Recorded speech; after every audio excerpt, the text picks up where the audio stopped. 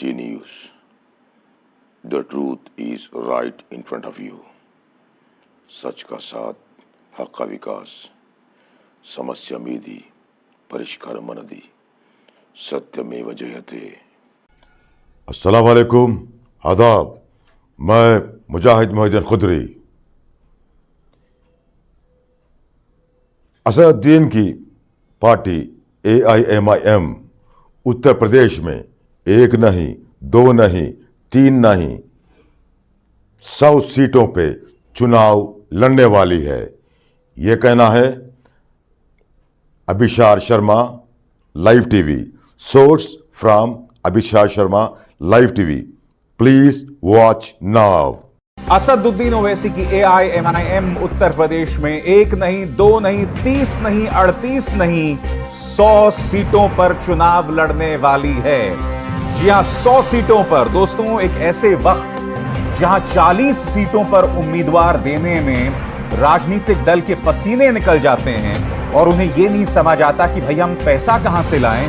असदुद्दीन ओवैसी 100 सीटों पर चुनाव लड़ रहे हैं उत्तर प्रदेश की। बेशक ओवैसी की पार्टी ने बिहार में 5 या 6 सीटें जीती, मगर इनकी मौजूदगी से कम 15 सीटों का नुकसान तेजस्वी यादव को सीमांचल इलाके में हुआ। 15 सीट का मायने समझते हैं आप?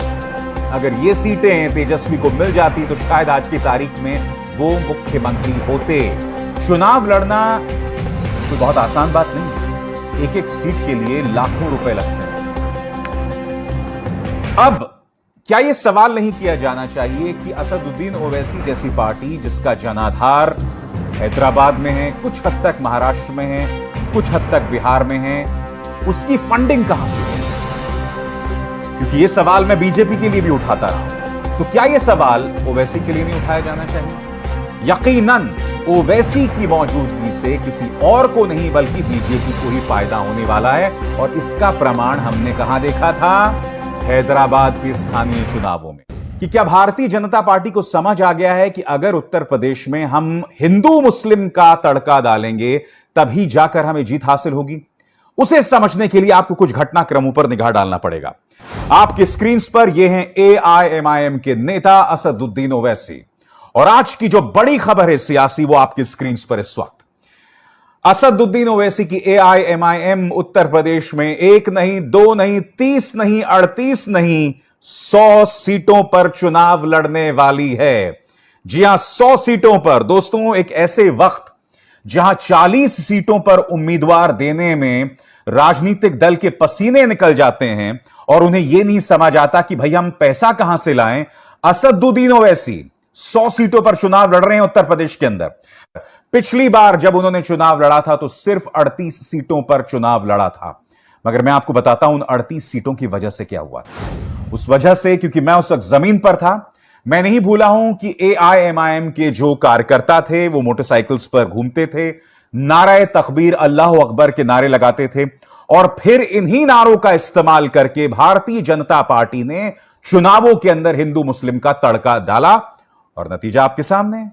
325 सीटें, छप्पर फाड़ 325 सीटें। मगर आप ये कहेंगे कि अभिसार, आपके पास क्या प्रमाण है कि असदुद्दीन ओवैसी यहां पर भारतीय जनता पार्टी की मदद कर रहे हैं? सही कहा आपने, मेरे पास कोई प्रमाण नहीं है। मेरे पास इस बात का भी प्रमाण नहीं है कि असदुद्दीन ओवैसी और अमित शाह के बीच में कोई गुप्त डील हुई है, नहीं। मगर मैं आपका ध्यान कुछ घटनाक्रमों की तरफ खींचना चाहूंगा। सबसे पहले, यह शख्स, नाजिम नाम है इसका, असदुद्दीन ओवैसी की खास, अलीगढ़ में AIMIM का नेता। इसकी वजह से इस इलाके में जो है नूरपुर में तनाव पैदा हो गया हिंदुओं और मुसलमानों के बीच में। क्यों? क्योंकि इस शख्स ने 2 दलितों की बारातों को जाने से रोक दिया मस्जिद के सामने से। इसने एक भड़काऊ बयान दिया, और बयान क्या था कि मस्जिद में सिर्फ नमाज पढ़ी जाएगी, सामने से बारात नहीं जाएगी। जी हां, और इसके तुरंत बाद भारतीय जनता पार्टी ने इससे मुद्दा बनाया। अब भी असदुद्दीन ओवैसी इस मुद्दे पर खामोश हैं। कितना शर्मनाक बयान है दोस्तों। हालांकि मैं यह भी जानता हूं कि जिन लोगों ने इसे मुद्दा बनाया, यानी कि जिन उग्र हिंदुओं ने या हिंदुत्ववादी संगठनों ने, मैं उनसे यह भी पूछना चाहता हूं कि जब ठाकुर या ब्राह्मण दलितों की बारात रोकते हैं तब तुम्हारा हिंदू खून नहीं खौलता? मगर एक ऐसा नेता नाजिम अली जिसकी राजनीतिक तौर पर कोई पकड़ नहीं है इस इलाके में, यह शख्स खुलेआम इस तरह के भड़काऊ बयान दे रहा है। आज मैं आपसे पूछना चाहता हूं दोस्तों, यह बयान आखिर किसकी मदद कर रही है?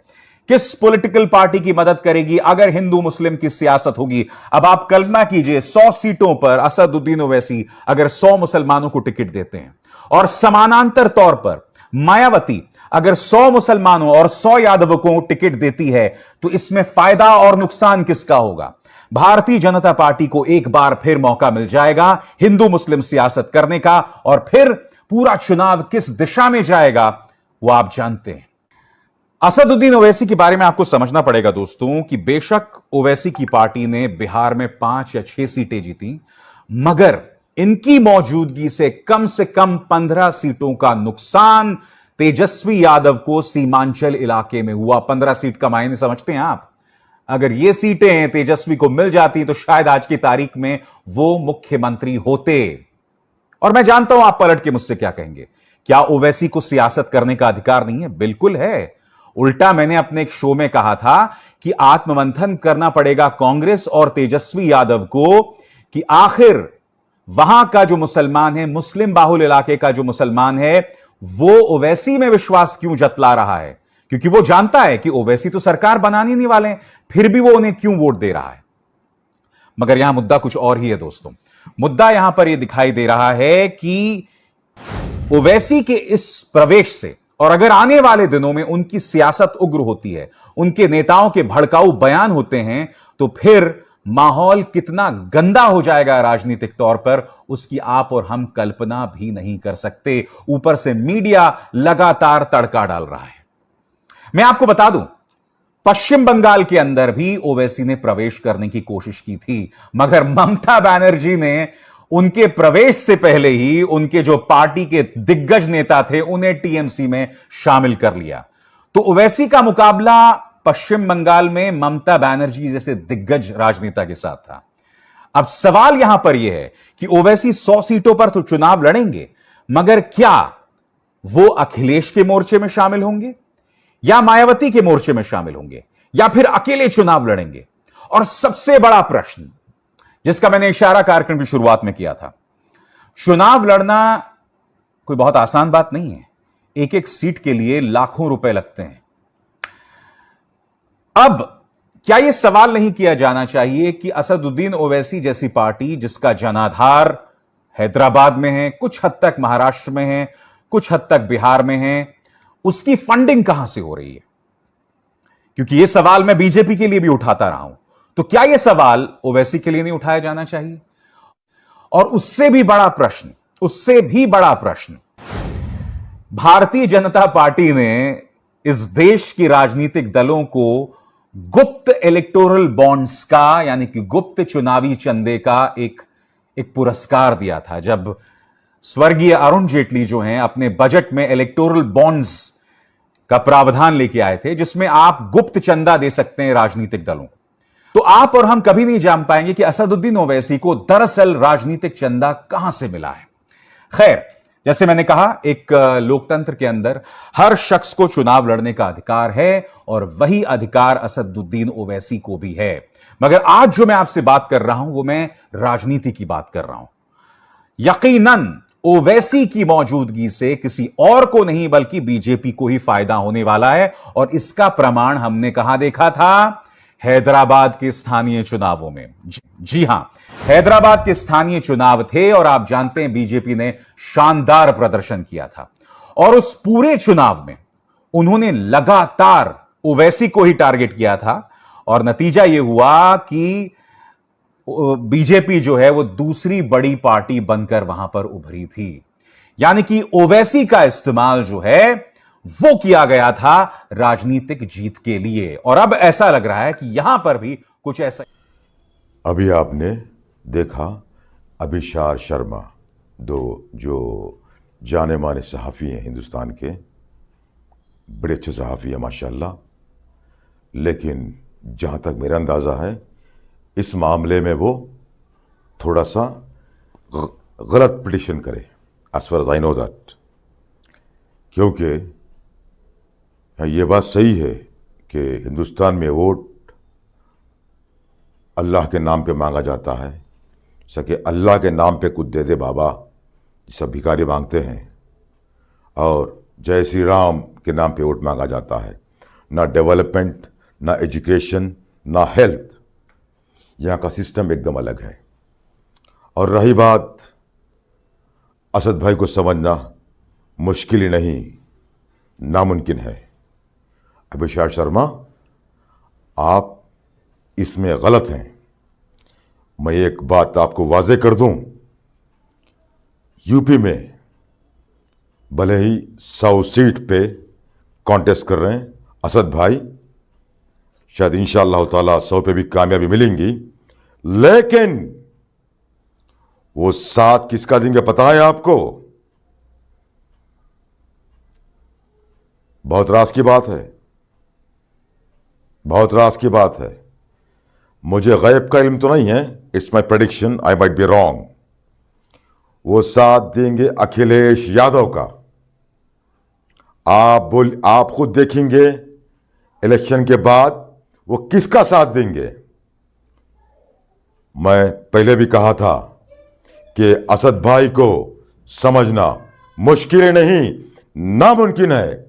असद भाई को समझने के लिए अभिषेक शर्मा साहब, एक काम कीजिए, आप हैदराबाद को आइए, हमारे बारकस को आइए, ऐसी लुंगी पहनिए, आपको मंदी खिलाएंगे इंशाअल्लाह ताला।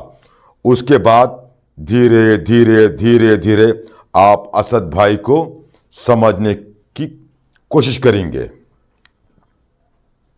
सियासत बच्चों का खेल नहीं है अभिषेक शर्मा, जानते हो आप।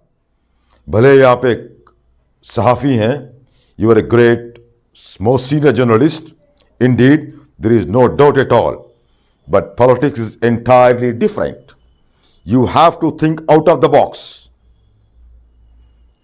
क्योंकि यहां की हिंदुस्तान की सियासत एक अजीब व गरीब सियासत है हमारी, अल्हम्दुलिल्लाह। उसके बावजूद मैं कह रहा हूं अल्हम्दुलिल्लाह, अच्छे भी लोग हैं, अल्लाह का करम, ऐसी बात नहीं है। तो ये मेरा प्रेडिक्शन है, शायद मैं गलत भी हो सकता हूं, लेकिन मुझे यकीन है इंशाअल्लाह मैं सच रहूंगा। और एक बात वाज़ेह कर दूं आपको मैं, आम आदमी पार्टी आई शायद सन 2010 या 11 में या 9 में, शायद हाँ 8 या 9 में आई। 2011-12 में 2 बार जीत गए वो लोग, और तीसरी बार भी हुकूमत बना ली है without any political background, without any political background. और उसके बाद हमारे वाईएसआर की पार्टी आई, खैर उनका तो खैर पॉलिटिकल बैकग्राउंड था, एक 4-5 साल में वो लोग हुकूमत बना लिए। लेकिन हमारी मजलिस इत्तेहादुल मुस्लिमीन तकरीबन 70 साल से है, अल्हम्दुलिल्लाह तेलंगाना में आज तक हुकूमत बना नहीं सकी। वही 7 MLA हैं अल्हम्दुलिल्लाह, 1 MP हैं, अल्हम्दुलिल्लाह खुश है।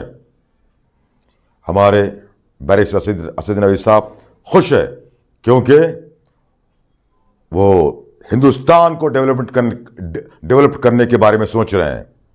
Not only Hyderabad, not only Telangana, broad thinking है। उनकी सोच को समझने के लिए उतनी सोच होना जरूरी है। ये जरा ऊंचे लेवल की बात है, आप लोगों के समझ में नहीं आती। जय हिंद, मा सलामा।